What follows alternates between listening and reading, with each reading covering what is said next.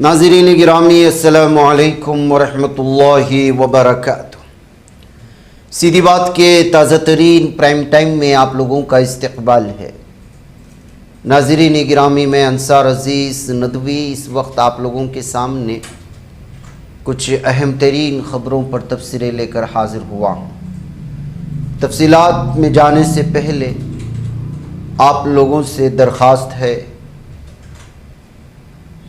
कि इदारे को मजबूत करें, जो दरख्वास्त की जाती है उस पर तवज्जो करें। नाज़रीन गिरामी आइए सबसे पहले इस वीडियो को सुनिए मेरे तबसरे से पहले। मुसलमान को तो देखना नहीं चाहते हैं, मुसलमान को तो हम 80 फीट जमीन में गाड़ दें। क्या बात करते हो? हम मुसलमान तो करते ही नहीं है, हिंदू हिंदू करते हैं। ये लोग हिंदू मुसलमान करते हैं। कंट्रोवर्सी क्या? 80 फीट में गाड़ देंगे? देश का 80% मुसलमान आतंकवादी है। वंदे मातरम नहीं बोल सकता, भारत माता की जय नहीं बोल सकता। जो भारत माता की जय नहीं बोलेगा, वंदे मातरम नहीं बोलेगा, उसको जमीन खोदकर 80 फीट गाड़ देंगे। उसको भारत में रहने का अधिकार नहीं है। ये महाराज कहते हैं योगी जी हिंदू मुसलमान ही करते, हम सिर्फ हिंदू हिंदू करते हैं। हम सनातन की बात करते, संस्कृति की बात करते, माँ भारती की बात करते, भारत की बात करते। हाँ, अगर तुम कायदे में रहोगे तो फायदे में रहोगे। अच्छा। अगर तुमको भारत में रहना है तो भारत के संविधान को मानना पड़ेगा। अगर तुमको भारत में रहना है तो भारत के तिरंगे का सम्मान करना पड़ेगा। तब तुम भारत को हो, तब तुम्हारा सम्मान है, तब तुमको चिकित्सा, शिक्षा, रोजी रोजगार में जैसे योगी जी कोई भेदभाव नहीं करते। नाज़रीन गिरामी आपने सुना इस वीडियो को, ये है हिंदुत्व दरिंदों की नफरत की इंतहा। अब यही इसी तरह का कोई बयान किसी दूसरे धर्म से ताल्लुक़ रखने वाला अगर दिया होता तो अब तक पुलिस ने न जाने उसके ऊपर कितने दफ़ात लगाते और फिर ना होने वाले दफ़ात भी लगाकर कि उसको हमेशा के लिए जेल के पीछे भेज देते और कहते कि ये समाज के लिए जो है दुश्मन है, ये दहशतगर्दी फैलाता है, ये गुंडागर्दी फैलाता है, इसका समाज में माशरे में रहना बड़ा मुश्किल है, दूसरों को तकलीफ़ दे सकता है। दूसरी जानिब ये दरिंदे मीडिया के सामने खुल्लम खुल्ला इस तरह का बयान देते हैं और निकल जाते हैं और इनके ख़िलाफ़ कोई भी कार्रवाई नहीं होती। ये कहते हुए इस वीडियो के वायरल होने के बाद सोशल मीडिया में लोगों ने तबसरा करना शुरू कर दिया है। नाज़रीन गिरामी एक और वीडियो आई है, मुस्लिम ख़वातीन को कितनी मर्तबा कहा गया आपका इस्तेहसाल हो रहा है, हवस के पुजारी आपके पीछे पड़े हुए हैं, आपकी खुशियों से उनको कोई लेना देना नहीं, वो सिर्फ आपका इस्तेमाल करना चाहते हैं। लेकिन बात समझ में नहीं आती। जब धोखा होता है तो मीडिया के सामने फिर चीखना चिल्लाना रोना धोना शुरू कर देते। माँ बाप की इज्जत दाव पर लगाकर गैरों के साथ 6-6 साल तक रिलेशन रखने वाली बरेली की एक मुस्लिम खातून ने मोहित कुमार कनौजिया नामी एक शख्स पर उसके ख़िलाफ़ मामला दर्ज करवाया और कहा कि 6 साल से साथ में रह रहा है, हर तरह के ताल्लुकात बनाए, शादी के लिए कहती हूँ तो मना कर देता है और अब 10 लाख रुपए का मुतालबा भी कर रहा है और फिर जो है पूरी तरह से मुझे शादी करने से मना कर रहा है, धमकियाँ भी दे रहा। 6 साल तक उसको साथ में रख कर के माशरे समाज में उसको बदनाम भी किया, उससे जितना हो सकता था फ़ायदा उठाया, फिर उठाकर लात मारा। न सिर्फ इतना, 10 लाख का मुतालबा भी करने लगा।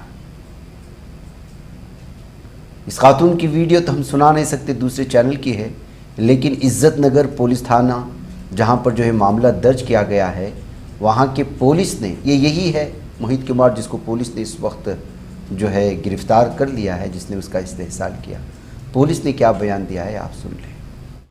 दिनांक 10 अगस्त 2026 को थाना इज्जत नगर पर वादिनी द्वारा एक तहरीर दी गई, जिसमें उनके द्वारा एक व्यक्ति के ऊपर शादी का झांसा देकर शारीरिक संबंध बनाना, गाली गलौज करना, जान से मारने की धमकी देना और 8 लाख रुपए की रंगदारी मांगने का आरोप लगाया गया था।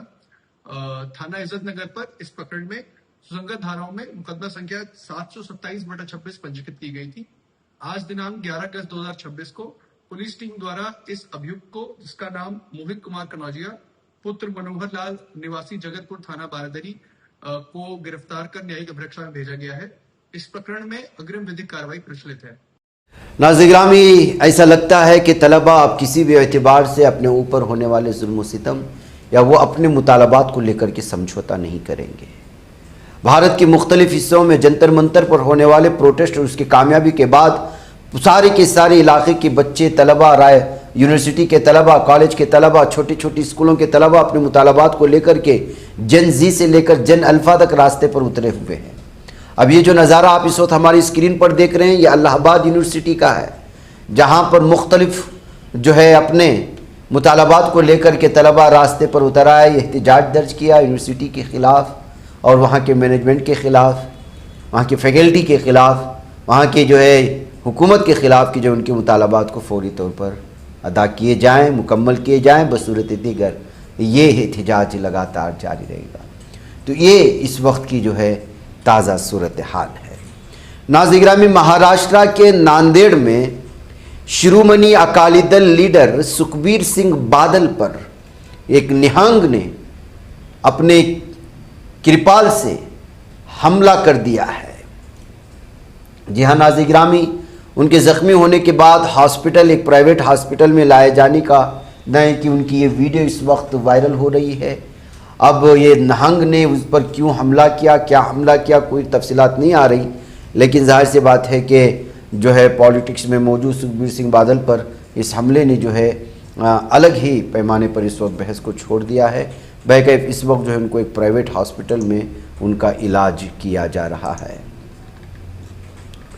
नाज़िर-ए-गिरामी, जालिम दहशतगर्द को छोड़ा जा रहा है अदालतों की जानिब से, या फिर ये कि हुकूमतें उनके ख़िलाफ़ जो शिकायत दर्ज हैं, मुकदमात दर्ज हैं, वापस ले रहे हैं और जो मज़लूम है उनको ही फंसाया जा रहा है। साल 2013 के मुजफ्फरनगर फसादात से मुताल्लिक़ एक अहम मुकदमे में खुसूसी MP-MLA अदालत ने 25 बीजेपी रहनुमा यानी लीडर हिंदू कारकुनों के ख़िलाफ़ ज़ेर समात मुकदमा वापस लेने की इस्तिगासे की दरख्वास्त मंजूर कर ली है। मुकदमे में उत्तर प्रदेश के वज़ीर कपिल देव अग्रवाल, साबिक़ मरकज़ी वज़ीर संजीव बालियान, साबिक़ रियासती वज़ीर सुरेश राणा और दीगर मारूफ सियासी व मजहबी लीडर मौजूद थे। ये मुकदमा 31 जुलाई 2013 को कोंगला मड्डूर में मुनक़िदा एक महापंचायत से मुताल्लिक़ था। इस्तिगासे के मुताबिक मुल्ज़िमीन पर ममनुआ अहकामात की खिलाफ वर्जी, सरकारी मुलाजिमीन को फ़राइज़ की अंजामदही से रोकने, ऐसी तकारीर करने के इल्ज़ामात थे जिनसे फ़िरक़ावाराना कशीदगी बढ़ने का ख़दशा पैदा हुआ। रियासती हुकूमत की जानिब से मुकदमा वापस लेने के फ़ैसले के बाद सरकारी वकील ने अदालत से कार्रवाई ख़त्म करने की इजाज़त मांगी, जिसे अदालत ने मंजूर कर लिया। यहाँ ये वाज़ेह करना ज़रूरी है कि मुकदमा वापस लेने की इजाज़त को मुल्ज़िमीन की अदालती बर्रियत या इल्ज़ामात के गलत साबित होने के मुतरादिफ नहीं समझा जा सकता। अदालत ने इस मखसूस मुकदमे में इस्तिगासे को मुकदमा वापस लेने की इजाज़त दी। ताहम यह फ़ैसला इसलिए अहम है कि 2013 के फसादात के दौरान और बाद में इंसाफ के अमल में मुसलसल सवालात उठते रहे हैं। इन लोगों की वजह से किस तरह से मुस्लिम ख़ानदानों पर जो है मगरबी उत्तर प्रदेश में जुल्म सितम बढ़ा और किस कदर वहाँ मुस्लिम ख़ानदान अपने आबाई घरों को छोड़ कर के चले गए। कम से कम 60 से ज़ायद अफराद जो है इसमें ज़ख्मी हुए थे। 50,000 से ज़्यादा मुसलमान फसादात में मुतासिर हुए थे। सुप्रीम कोर्ट को उत्तर प्रदेश हुकूमत ने बताया था कि 50,955 अफराद ने फसादात के दौरान कायम किए गए 58 रिलीफ कैंपों में पनाह ली थी। तकरीबन 10,000 अफराद बाद में भी कैंपों में मुकीम थे, जबकि मुजफ्फरनगर के 6 मुतासरा देहात के ख़ानदान अपने घरों को वापस जाने पर आमादा नहीं थे। सरकारी रिपोर्ट में कहा गया कि इन ख़ानदानों का फ़ैसला उन इलाकों में होने वाली कत्ल, आतिशज़नी के वाक़यात के खौफ के बाइस जायज़ मालूम होता है। फसादात के दौरान मुतादिद मुस्लिम आबादियों में घरों को आग लगाने, लूट मार और अमलाक को नुकसान पहुँचाने की इत्तला सामने आई थी, और ये सब कुछ इन बीजेपी लीडरों के उकसाने की वजह से, उनके बयानबाजियों की वजह से, हिंदुत्व दरिंदों की जानिब से ये आगजनी का मामला और मुसलमानों को नुकसान पहुँचाया गया था। सरकार को चाहिए था कि इन दरिंदों के ख़िलाफ़ शवाहिद इकट्ठा करती, लेकिन केस ही वापस ले लिया है, और ये जो है यहाँ का इंसाफ है। नाज़िर-ए-गिरामी, ज़माने गुज़र गए, लेकिन दलितों को नीचा दिखाने का सिलसिला भारत में अभी कम नहीं हुआ। आप अंदाज़ा लगाएं कि भारत की दूसरी सबसे बड़ी पार्टी और यहाँ की भारत में कई सालों तक हुकूमत करने वाले पार्टी के सदर मल्लिकार्जुन खड़गे की अगर दलित होने की वजह से उनकी तौहीन की जाती है और वो जिस जगह पर जाकर के आए वहाँ के शुद्धिकरण किया जाता है, यानी पाक किया जाता है पूजा पाठ से, तो क्या पैगाम जाएगा। लोगों ने इस मामले के बाद ये लिखना शुरू कर दिया कि आखिर दलितों का खून कब खोलेगा कि कौमी सतह पर मौजूद उनके लीडर की पूरी दुनिया के सामने जो है तौहीन की जाती है सिर्फ इस वजह से कि वो दलित तबके से है और दलित अभी भी जो है वो ख्वाब खरगोश में मुब्तला है, कहते हुए इस पर तबसरे हुए। जी हाँ नाज़रीन गिरामी, कांग्रेस के कौमी सदर मल्लिकार्जुन खड़गे ने बुध 8 अगस्त को उत्तराखंड के हल्द्वानी वाक़े रामलीला मैदान में हुई विजय शंखनाद रैली से खिताब किया था।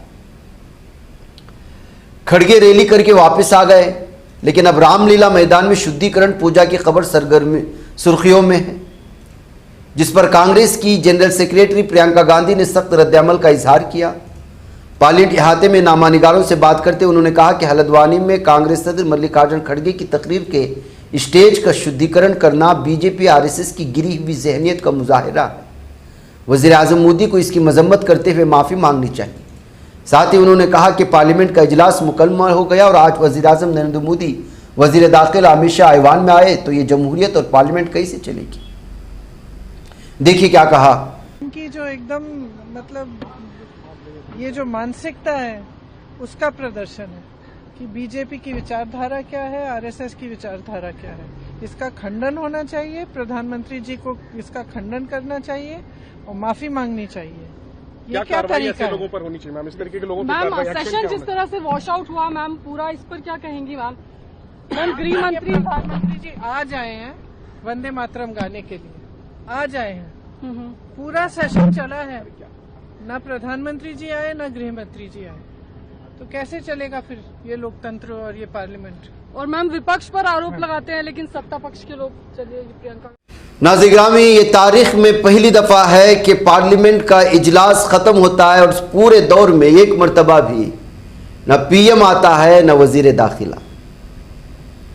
अब इसे डर कहें या ये कहें कि जो है बीजेपी अवाम के दरमियान में मौजूद गुस्से की वजह से पीएम मोदी पार्लियामेंट में नहीं आए। जुमेरात 13 अगस्त को आज मानसून इजलास खत्म हो गया पार्लियामेंट का। आज भी दोनों ऐवानों में ज़बरदस्त हंगामा हुआ। लोकसभा वंदे मातरम के तराने के बाद मुलतवी हो गई। राज्यसभा में तकरीबन 1 घंटे तक बहस हुई। इस बार का मानसून इजलास हंगामे की नज़र हो गया। चंदा चोरी, जंतर मंतर पर तलबा का एहतजाज और लाठीचार्ज, एफसीआर ये बिल समेत कई ऐसे मसाइल रहे जो बहस का मरकज़ बने। यही वजह है कि दोनों ऐवानों में बहुत कम का काम और काज हुआ।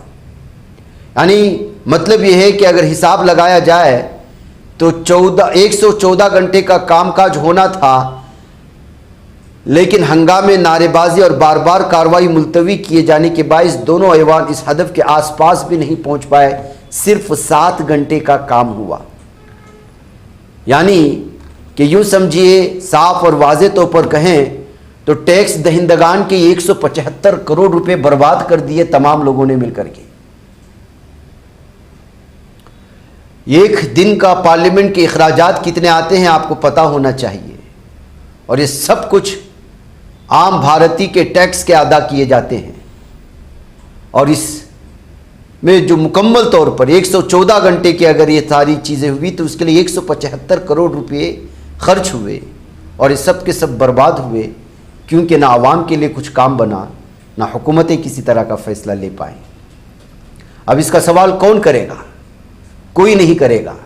मीडिया तो करेगा नहीं, क्योंकि वो तो मरकज़ी हुकूमत के तलवे चाटता है, और जो करेगा उस पर जो है देशद्रोही का इल्ज़ाम लगाया जाएगा।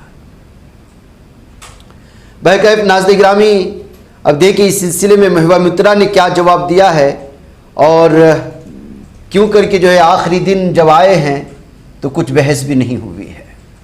कि कभी देखे हैं आप 12 साल से सत्ता पे बैठे हुए सरकार अभी लीडर ऑफ ऑपोजिशन को मुर्दाबाद बोल रहे पार्लियामेंट में। इनकी ये हालत हो गई है। इनकी ये हालत हो गई है कि प्रधानमंत्री गृह मंत्री सदन से आने से डरते हैं, सीढ़ी में बैठ के वो कल इंटरव्यू दे रहे हैं। प्रधानमंत्री का तो कोई नाम निशाना नहीं है पूरा सेशन में। आज आखिरी दिन है और सत्ता पक्ष ट्रेजरी बेंच की ये हालत हो गई है कि हमसे कंपटीशन करने वो आज सीढ़ी पे उतर आए। आज उनके कंपटीशन करने सीढ़ी पे उतर आए, ये हालत हो गई है उसकी। यही वजह है नाज़रीन गिरामी कि आज बड़े दर्द के साथ राज्यसभा की कार्रवाई में मल्लिकार्जुन खड़गे ने सबसे पहले स्टेज की सफाई का ही उन्होंने मसला उठाया। राज्यसभा की कार्रवाई के दौरान मल्लिकार्जुन ने कहा, मैं अपनी दलित हैसियत का मसला नहीं बनाना चाहता। पाक करने के अमल के जरिए मेरी तौहीन की गई। मैं बरसों से इस ऐवान में हूं, लेकिन आप छुआछूत करते हैं और मेरी तौहीन करते हैं। खड़गे ने राज्यसभा में कहा, इंतहाई दुख के साथ कहना पड़ रहा है कि मैंने हल्द्वानी के रामलीला मैदान में अवामी तकरीर की थी। वहाँ लाखों लोग मौजूद थे। उस वक्त मैंने किसी बरादरी या मजहब का जिक्र नहीं किया।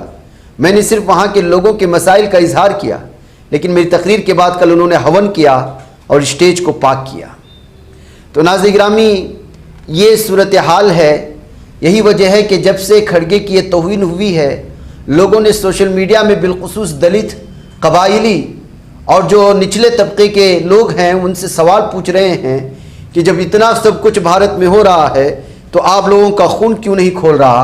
आप अपने ऊपर होने वाले जुल्म सितम और इस ऊंच नीच को लेकर के सड़कों पर क्यों नहीं उतरते? क्यों अपने हुकूक को नहीं मनवाते? और क्यों जो है इस वक्त जो हिंदुत्व दरिंदों की जानिब से किया जा रहा है उनकी जानिब से जो इस पर सवाल खड़े नहीं करते? ये पूछते हुए सोशल मीडिया में इस वक्त बिलखुसूस जो है इस तौहीन को लेकर के गुस्से का पारा चढ़ा हुआ है। क्या अगले दिनों जाकर के दलित कौम वो रास्ते पे उतरेगी और मल्लिकार्जुन खड़गे के साथ होने वाली इस तौहीन का जवाब मांगेगी लोगों से और बिलखुसूस हिंदुत्व ज़हनियत रखने वाली मुख्तलिफ तंजीमों से और जो इस तरह की महफिल में शरीक होते हैं और मरकज़ी हुकूमत से ये सवाल पूछे जा रहे हैं। किसी ने इस पर लिखा कि जंतर मंतर में जिस तरह तलबा ने एहतजाज किया उसी तरह दलित बरादरी को भी आकर के बड़े पैमाने पर उनके साथ होने वाले जुल्म सितम की एक बार फिर जो है जवाबदही तय करनी होगी। लोगों से इस सिलसिले में और मरकज़ी हुकूमत से सवालात पूछने होंगे। बसूरत दीगर अगर एक इस पर खामोश रहे तो कल किसी और बड़े लीडर की तौहीन होगी और ये सिलसिला चलता रहेगा और दूसरे शहरी बनाए जाने की जो साजिश है वो उसमें वो दुश्मन मुकम्मल तौर पर कामयाब हो जाएंगे। ये कहते हुए भी इस वक्त मल्लिकार्जुन खड़गे की इस तौहीन को लेकर के लोगों में बिलखुसूस दलित बरादरी के लीडरों में गुस्सा पाया जा रहा है। उधर नाज़रीन गिरामी, साइबर धोखाबाजों ने अब मदारिस और मसाजिद के ज़िम्मेदारों को अपना निशाना बनाना शुरू कर दिया है। लिहाजा मसाजिद और मदारिस के ज़िम्मेदारान चौकन्ना हो जाएं और इस खबर को बिलखुसूस आप लोग सुने कि इस वक्त साइबर धोखाबाजों की एक टोली बिलखुसूस हैदराबाद रियासत के अजला में सरगर्म है। हालिया दिनों में शहर हैदराबाद और जगतियाल में 3 अफराद को धोखा दिया गया, जबकि आदिलाबाद में भी धोखा देने की कोशिश की गई जो नाकाम साबित हुई। तफसीलात के मुताबिक शहर की ईदी बाज़ार इलाके की मस्जिद के मौज़िन साहब से इस हफ्ते साइबर धोखाबाज ने रब्ता क़याम किया। उन्होंने अपना ताल्लुक़ ऑस्ट्रेलिया कनाडा से बताया और कहा कि वो मस्जिद की तामीराती सरगर्मियों में हिस्सा लेना चाहता है। उसने मदद की पेशकश की, जिस पर सादालु मुअज्जन ने साइबर धोखाबाज की बातों पर यकीन कर लिया। उसने मुख्तलिफ बहाने बनाते हुए ने बताया कि जो है कई वजूहात की बिना पर पहले मुअज्जिन साहब को 3 ट्रांसैक्शन उसके अकाउंट में करने होंगे, जिसके बाद वो उनके रकम के साथ इमदादी रकम भी रवाना करेगा। मस्जिद की तामीर के लिए भी रकम रवाना करेगा। उन्होंने इसकी बात पर यकीन कर लिया। मल्हरादारी तौर पर 3 मरतबा जुमला 7,000 रुपये वापस न रवाना किए, जिसके बाद उसने अंदरों 10 मिनट रकम भिजवाने का वादा किया, लेकिन रकम नहीं भिजवाई गई, जिस पर मुअज्जिन साहब को तशवीश हुई। उन्होंने फौरी तौर पर अंदरून 1 घंटा साइबर क्राइम हेल्पलाइन 1930 पर शिकायत दर्ज करवाई। पुलिस ने साइबर धोखाबाज के बैंक अकाउंट्स मुंजमद कर दिए, जिसके बाद उसने रकम वापस कर दिया और शिकायत वापस न लेने पर धमकियाँ दी। साथ ही उसने अकाउंट बहाल करने के लिए शिकायत कुनंदा पर दबाव भी डाला।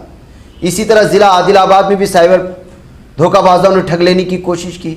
उन्होंने दारुल अंसार वेलफेयर सोसाइटी के तकरीबन 5 जिम्मेदारान से अलग अलग राब्ता कायम करते हुए ज़कात की रकम भिजवाने का वादा किया और उनसे कहा कि वो गरीब अफराद की मदद करना चाहते हैं। उसका ताल्लुक़ बैरून मुल्क से है। उसने तकरीबन 1.5 लाख रुपये भिजवाने का वादा किया उसके बाद कोई उज़्र पेश करते हुए इब्तिदा में उसके अकाउंट में ट्रांजैक्शन की ख्वाहिश की। सोसाइटी के मोहतरम सहाफ़ी खिज़र अहमद याफ़ई ने बताया कि वो चौकसी के बाइस और रकम से महरूम होने से महफूज रह गए और हाजिर दिमाग के नतीजे में साइबर धोखाबाज नाकाम हो गया। वाज़ेह है कि 2 रोज़ कब जगतियाल की मस्जिद ज़ोहरा के इमाम खतीब मौलाना माजिद अली नदवी के साथ इसी तरह का वाक़या पेश आया। साइबर धोखाबाज ने उनसे रब्ता कायम करते हुए ज़कात की रकम मुस्तहिकीन तक पहुँचाने की पेशकश की और इसने ये बहाना बनाया कि मौलाना के अकाउंट में ज़्यादा रकम नहीं है, जिसकी वजह से रकम रवाना करने पर फ़ीस लगेगी। और मौलाना के अकाउंट में कहाँ रकम रहेगी, वो तो महीने में मिलने से पहले ही ख़त्म हो जाती है। उसने बहाना बनाते हुए मौलाना मरहलावारी 48,000 रुपये ऑनलाइन वसूल कर लिए और 85,000 रुपये भिजवाने का वादा किया, लेकिन ऐसी कोई रकम उनके अकाउंट में जमा नहीं हुई, जिस पर वो पुलिस से रुजू हो गए। ताज़ा तौर पर हैदराबाद के एक शख्स को इसी तरह 48,000 का धोखा दिया गया। शातिर धोखाबाज ने उनके फ़ोन पर 80,000 रुपये जमा करवाने का झूठा पैगाम रवाना किया, 50,000 वापस उसके अकाउंट में डालने को कहा। सादालो शख्स ने उसकी बातों पर यकीन किया और उसके अकाउंट में रकम मुंतकिल कर दी। इसके बाद उन्होंने बैलेंस चेक किया तो मालूम हुआ कि उसने रकम जमा ही नहीं करवाई, उल्टा उनसे रकम वसूली गई है। तो ये है, इस तरह से आपको लालच दिया जाता है कि आपको ज़्यादा रकम देंगे, हमारे पास इतनी जो है रकम है और ट्रांसैक्शन करना ज़रूरी है, लिहाजा आप पहले कुछ रकम भेजो। फिर वो कुछ और बहाना बनाता है, कुछ और रकम भिजवाने के लिए कहता है। जब मोटी रकम हासिल कर लेता है और ये बेचारे कभी उनके पास रकम होती है कभी नहीं होती, और ऐसी सूरत हाल में वो किसी से कर्जा भी लेकर के डलवा लेते हैं और बाद में इन साइबर ठगों के हाथों में फंस जाते हैं। इसलिए चौकन्ना होने की हर शख्स को ज़रूरत है। उत्तर प्रदेश के रामपुर ज़िले में समाजवादी पार्टी के सरबराह अखिलेश यादव के चचा और रुकने असम्बली शिवपाल सिंह यादव बुध के रोज़ जेल में महरूस साबिक़ वज़ीर आज़म खान से मुलाकात करने पहुँचे। शिवपाल ने तकरीबन 1 घंटे तक उनसे जेल में मुलाकात की। जेल से बाहर आने के बाद शिवपाल ने मीडिया से कहा कि इस बार समाजवादी पार्टी की हुकूमत में आज़म खान को वज़ीर दाखिला बनाया जाएगा। शिवपाल ने आज़म खान की अहलिया और साबिक़ रुकने पार्लियामेंट तंजीन फातिमा और बड़े बेटे अदीब आज़म से भी मुलाकात की। इसके बाद शिवपाल जौहर यूनिवर्सिटी के अहदेदारों से मिले, उनके साथ मीटिंग में मसाइल सुने। रियासत की बीजेपी हुकूमत को निशाना बनाते हुए समाजवादी पार्टी के रुकने असम्बली शिवपाल सिंह यादव ने कहा, इस हुकूमत ने हर शोबे में बहुत लूट मार की है, ये सब बदनवान हैं, ये रिश्वत लेते हैं और कोई काम भी नहीं करते, लिहाजा हमें उन्हें शिकस्त देनी है और रियासत में समाजवादी पार्टी की हुकूमत बनानी है। इसके बाद जब आज़म खान के बारे में बात हुई और पीछे से किसी ने कहा कि उन्हें वज़ीर दिफा बनाया जाए, तो शिवपाल ने कहा कि वज़ीर दिफा बनने से पहले उन्हें रियासत का वज़ीर दाखिला बनाया जाएगा। नाज़िर-ए-गिरामी, बीजेपी में मौजूद कुछ लीडरान अपनी बदतमीज़ी से, अपनी गाली गलौज वाले रवैये से बाज नहीं आ रहे हैं। सबसे ज़्यादा बीजेपी की खातून लीडर जो बदनाम है अपने बयानात से, जेन जी जिससे हद से ज़्यादा नफरत करती है, उस खातून का नाम है कंगना रनावत। ये अपने बयानात की वजह से, जनजी को दी जाने वाली गालियों की वजह से हमेशा से जो है वो जनजी के तनकीद के जद में रहती है। अभी हाल ही में उन्होंने कॉकरोचों को जो है गटर छाप कहा था, जिसके चलते इसके खिलाफ लगातार गुस्सा भड़का था। अब उसी बयान पर वजाहत करते हुए उसने कहा कि जो है मुल्क के तमाम नौजवानों के लिए नहीं थे उनके जुमले, बल्कि सिर्फ कुछ मखसूस अफराद के बारे में थे। जो कहना था कह चुकी, अब कह रही है। फिर कहती है मैंने सिर्फ उन लोगों के बारे में बात की जो खुद को कॉकरोच कहते हैं। कॉकरोच गंदे नालों से ही आते हैं ना, तो फिर मेरे अल्फाज में गलत क्या है? मेरी बात बिल्कुल वाज़ेह है। अगर कुछ लोग खुद को कॉकरोच कहते हैं और हमें कहें कि गंदा नाला ही उनका घर है, तो उन्हें गुस्सा क्यों आना चाहिए? ये कहना दुरुस्त नहीं कि मैंने पूरे नौजवान तबके को मुखातब करके ये बात कही। कंगना ने ये तबसरे नीट पेपर लीक मामले के सिलसिले में जेन जी मुजाहिरीन की वीडियोस पर किए थे। उन्होंने जेन जी को गटर जनरेशन करार दिया था, जिसके बाद से नौजवान तबका इनके खिलाफ जो है गुस्से में था। आज फिर से उसने नौजवानों को गुस्सा दिलवाया है। उधर नाज़िर-ए-गिरामी, रूसी सदर व्लादिमीर पुतिन ने बुध को खबरदार किया है कि अगर मगरबी ममालिक ने रूसी तिजारती जहाज़ों को जब्त करने की कोशिश की तो रूस को जवाबी कार्रवाई करने का पूरा हक है, और ये कार्रवाई उन आबी इलाकों तक महदूद नहीं होगी जहां रूसी जहाज़ों को रोका गया। व्लादिमीर पुतिन ने कहा अगर इन मंसूबों को अमल में लाया जाता है तो हमें उसी तरह जवाब देना होगा। उन्होंने कहा कि रूस का रद्द-ए-अमल ज़रूरी नहीं कि उन इलाकों तक महदूद हो जहाँ रूसी जहाज़ों को जब्त किया गया, बल्कि जहाँ भी हमें ज़रूरी और मुनासिब लगेगा वहाँ हम लोग हमला करेंगे। इसमें रूस के बहरुल के बेड़े की जिम्मेदारी वाले इलाके भी शामिल हो सकते हैं। व्लादिमीर पुतिन ने यह भी कहा कि रूस अपने पड़ोसी और दोस्त ममालिक के साथ बाहमी मफादात के एहतराम की बुनियाद पर बाहमी तौर पर काबिल कबूल माहिदी की तलाश जारी रखने के लिए पुरअज़्म है, लेकिन अगर उनको छेड़ा गया तो वो नहीं छोड़ेंगे। नाज़रीन, मुझे इजाज़त है। अस्सलामु अलैकुम व रहमतुल्लाहि व बरकातहू।